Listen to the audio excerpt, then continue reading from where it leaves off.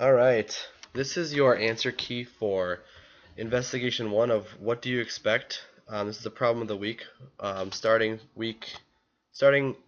November 18th, so the week starting November 18th. Number 1, it asks you to rewrite these following fractions to have a common denominator. Now this is going to help us in probability a lot, finding common denominators. So, for these first ones here, you got 1/6, 1/12, 5/6, 1/3, and 2/3. Now the common denominator, if you find a common denominator, the least common denominator is 12 here. So I changed them all to a common denominator of 12. And when you multiply this first one, 1/6, when you multiply the denominator by 2 to get 12, you also have to do that to the top. So that would be 2 over 12. Those are equivalent fractions. I'm just using that same denominator of 12. 1 over 12 already has the denominator of 12, so we're good there. 5/6, again, multiplying each by 2 to get 10 over 12. 1/3, you have to multiply 3 by 4 to get to 12, so you do that with the 1 as well. So you got 4/12ths as your common or your new fraction. And then the last one, 2/3, same thing. Multiply both of them by 4, and you get 8/12ths. For number 2 here, we got denominators of 8, 16, 8, 32, and 8. So our common denominator here, our least common denominator would be 32. Now you could have higher ones of like 64, but our least common denominator is 32. So to get to 32 for the first one, for 1/8, multiply both by 4. 8 times 4 gets you to 32, and then 1 times 4 gets you to 4 over 32. Second one, just multiplying the top and the bottom by 2, you get 2 over 32.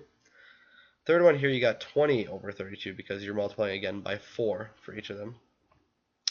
The fourth one, 13 over 32, already has that denominator, so we're good there. And the last one, again, denominator of 8, tells us to multiply both the top and the bottom by 4 to get to 12 over 32. Now the second section, just finding products of fractions. Now if you recall, with finding the products of fractions, you just multiply straight across.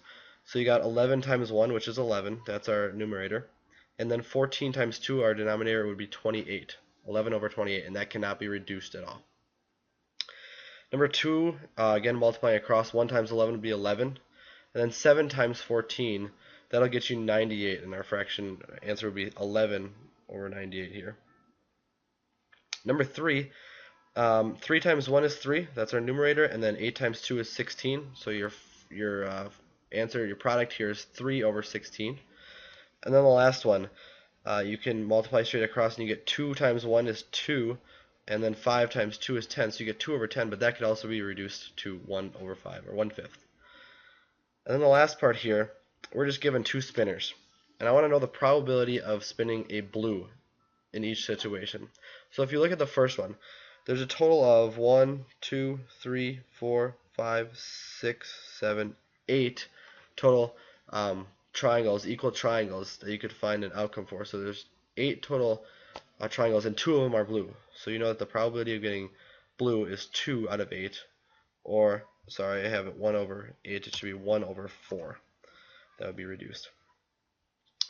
And then the second one, again blue, they're a little bit spread out, but if you count them, there's a total of 1, 2, 3, 4, 5, 6, 7, 8, 9, 10, 11, 12 triangles, and some of them maybe look a little bit smaller. We're going to say that they're all equal size right here.